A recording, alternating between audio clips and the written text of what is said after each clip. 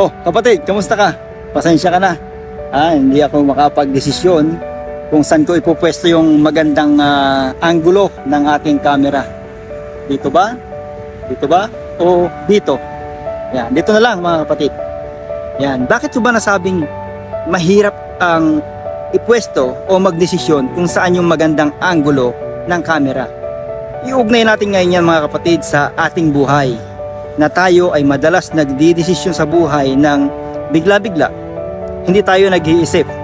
Basta pagka naisip natin yung bagay na yon, ay gusto natin agad magdesisyon na hindi man natin pinag-aaralan o tinitignan yung sitwasyon kung yung bang magiging resulta nito ay tama at makakabuti ba sa ating buhay o sa ating pagkatao.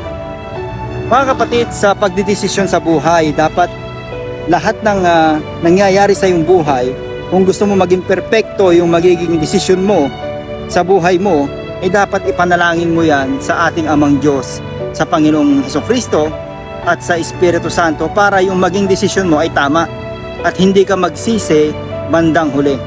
Dahil maraming nangyayari mga kapatid, nagdidesisyon sila sa buhay nila na akala nila ay magiging masaya sila. Akala nila na pag yung desisyon na yun ang kanilang sinunod, yun na yun, na magiging okay na yung sitwasyon nila. Halimbawa na lang sa mga relasyon mga kapatid, sa relasyon ng mag-asawa o sa relasyon ng mag-boyfriend, mag-girlfriend, sa relasyon sa kaibigan o kung saan mang nauugnay ang isang relasyon. Madalas nagdidesisyon tayo ng pabigla-bigla at hindi nag-iisip. At hindi natin ito itinatawag o ikinukonsulta sa ating Amang Diyos, sa Panginoong Hesukristo at sa Espiritu Santo para makuha natin yung tamang sagot. Sinusunod natin yung ating mga sarili. Inuuna natin yung mga pride natin. Hindi nyo ba alam mga kapatid na ang pride ay isang uri ng kasalanan, o ito yung napakalaking kasalanan sa Diyos, na pag ang tao ay may pride, ito ay malaking kasalanan sa Diyos. Diba? Kaya mga kapatid, huwag nating uunahin yung pride natin. Kung nahihirapan kang magdesisyon sa buhay mo, o kahit na hindi ka nahihirapan magdesisyon sa buhay mo, ikonsulta mo yan sa ating tatay. Sino ba'y tatay natin? Ang Amang Diyos na nasa langit. Gayon din sa kanyang bugtong na anak, ang ating Panginoong Hesukristo, at sa Espiritu Santo na kikilos sa ating buhay, na ipadadala ng Panginoon upang tayo ay makakuha ng kasagutan sa sitwasyon natin sa buhay. Hindi yung basta-basta ka na lang, ito na yon, okay na ako. Kahit anong mangyari, ito na yung desisyon ko. Hindi mga kapatid, isipin mo, yung magiging resulta nito sa'yo at sa sitwasyon na pinagdaraanan mo, o kung may tao mang nauugnay sa magiging desisyon mo, isipin mo kung ano yung magiging resulta nito sa inyo. Ngayon, pag ito'y kinonsulta mo sa Panginoon, kinausap mo ang Panginoon, sabi mo, Lord, o Tay, diba? Tulungan niyo naman po ako sa magiging desisyon ko sa buhay ko, sa plano ko, sa buhay ko, sa aming mag-asawa, sa aking minamahal, sa aking pamilya, sa aking kaibigan. Ikonsulta mo to kapatid sa Panginoon, at ang Panginoon, dahil inugnay mo siya, tutulungan ka ng Panginoon at bibigyan ka ng kasagutan. Yung kasagutan na tama at naaayon sa tamang resulta ng gusto mong mangyari sa buhay mo, sa sitwasyon mong kinakaharap ngayon. Huwag na huwag mong kakalimutan mga kapatid na tumawag sa taas, na makipag-usap sa taas, dahil siya ang nakakaalam ng lahat, dahil siya ang may desisyon ng lahat, siya ang may likha ng lahat, at kung anumang meron sa mundong ito, siya ang may likha nito.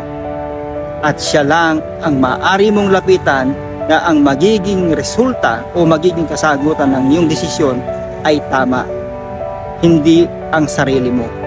Kaya mga kapatid, lagi tayong makipag-usap sa ating Tatay na nasa langit, ang Amang Diyos, at sa Panginoong Hesukristo at sa Espiritu Santo, kung gusto mo maging maayos ang takbo ng buhay mo, ng relasyon mo sa minamahal mo, at sa mga taong nakapaligid sa iyo.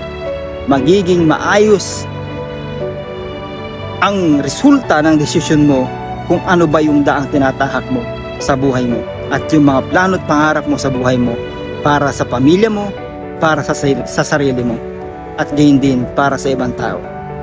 Mga kapatid, muli ito po si Black Mass na nagsasabing makipag-usap tayo sa ating Amang Diyos, sa Panginoong Hesukristo at sa Espiritu Santo. At huwag tayong papadala sa bugso ng ating damdamin o sa ating mga pride, na ang pride na ito ang magdadala sa atin para tayo ay magkasala sa ating mahal sa buhay at sa Amang Diyos, sa Panginoong Hesukristo at sa Espiritu Santo. Muli mga kapatid, ito po si Black Mass at patuloy ko pong hinihingi o patuloy kong pinagpe-pray na i-share nyo yung mga video natin upang marami pong makapanood at atin silang mahikayat na tumawag at makipag-usap sa ating Amang Diyos sa langit, sa Panginoong Hesukristo at sa Espiritu Santo. Bago po tayo magtapos, mag-pray po tayo. Ipagpe-pray kita. Ama naming Diyos, Panginoon naming Hesukristo at sa Espiritu Santo, hindi ko po kilala kung sino itong nanonood ngayon sa video ito, kung ano ang kanyang sitwasyon ngayon, kung ano ang plano niya sa kanyang buhay at sa kanyang pamilya. Kayo po, Ama, Panginoon naming Jesus, at ang Espiritu Santo ang kumilos sa kanyang buhay upang ang kanya pong desisyon ay maging tama at naaayon po sa inyong kalooban at walang masaktan ang damdamin ni isa man sa kanila. Kami po ay inyong tulungan anuman ang aming tatahaking daan, kayo po ang aming maging gabay, liwanag at kaligtasan. Ito po ang aming dalangin at hiling sa inyo at patuloy naming hiling ang inyong pag-ibig, ang inyong pagmahal, ang inyong pagpapala at biyaya na patuloy niyo pong ipagkaloob sa amin. Ang lahat po ng ito, Ama, Panginoong Hesukristo at sa Espiritu Santo ay tinataas po namin sa inyo. Higit sa lahat ang aming pinakamataas na papuri, pagsamba, pananampalataya at pagtitiwala at paniniwala sa inyo, kasama po ang aming buhay, pag-ibig at pagmamahal sa inyo sa araw-araw po na aming buhay at magpasawalang hanggan. Ito po aming dalangin hiling na itinataas. In Jesus' name we pray.